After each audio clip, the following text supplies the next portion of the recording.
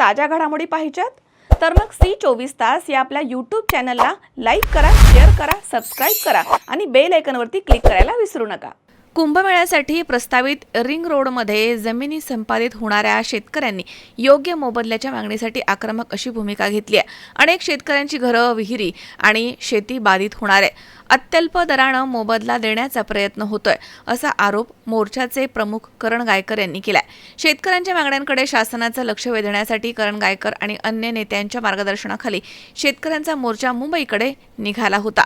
मुख्यमंत्री देवेंद्र फडणवीस यांची भेट घेऊन मागण्या मांडण्याचा आंदोलकांचा प्रयत्न होता। मात्र मुंबईकडे जाण्यास परवानगी न मिळाल्यामुळे इंदिरानगर पोलिसांनी मोर्चा अडवला आणि त्यानंतर शेतकऱ्यांनी इंदिरानगर पोलीस ठाण्याच्या हद्दीमध्ये ठिय्या आंदोलन सुरू केलं। यावेळी गायकर यांनी पालकमंत्री गिरीश महाजन, जिल्हाधिकारी आयुष प्रसाद तसेच मंत्री छगन भुजबळ आणि दादा भुसे यांच्यावर टीका केली आहे। मुख्यमंत्री भेट घेऊन मागण्या ऐकून घेत नाही तोपर्यंत आंदोलन मागे घेण्यात येणार नाही असा इशारा देण्यात आला। तर यावेळी माकपचे राजू देसले यांच्यासह शेकडो शेतकरी या ठिकाणी उपस्थित होते। पायी मोर्चा होता वर्षावर। आज आम्हाला अडवण्यात आलं। आमचे शेतकरी बांधव, महिला भगिनी तुम्ही बघू शकता। आज यांना म्हणजे नाशिकमधून आम्हाला बाहेर जाऊ दिलं नाही। आज आमच्या अध्यक्ष महोदयांना, करणजी गायकरांना यांनी डिटेक्ट केलं सकाळपासून। आज इथं आहे आमचे शेतकरी बांधव। आज 6 महिन्यापासून या लिंक रोड बाधित जेवढे शेतकरी आहेत यांना अलाइनमेंट दिली नाही किंवा काही गोष्टीचे काहीच समस्या नाही आहे। आजपर्यंत आत्ता म्हणजे एवढा म्हणजे 24 तासात किंवा 12 तासात कुठलाही मंत्री किंवा पालकमंत्री इथं आमच्या अध्यक्षांना भेटायला आलेला नाही आहे। आज ही सगळ्यात मोठी ही खंत आहे आमची।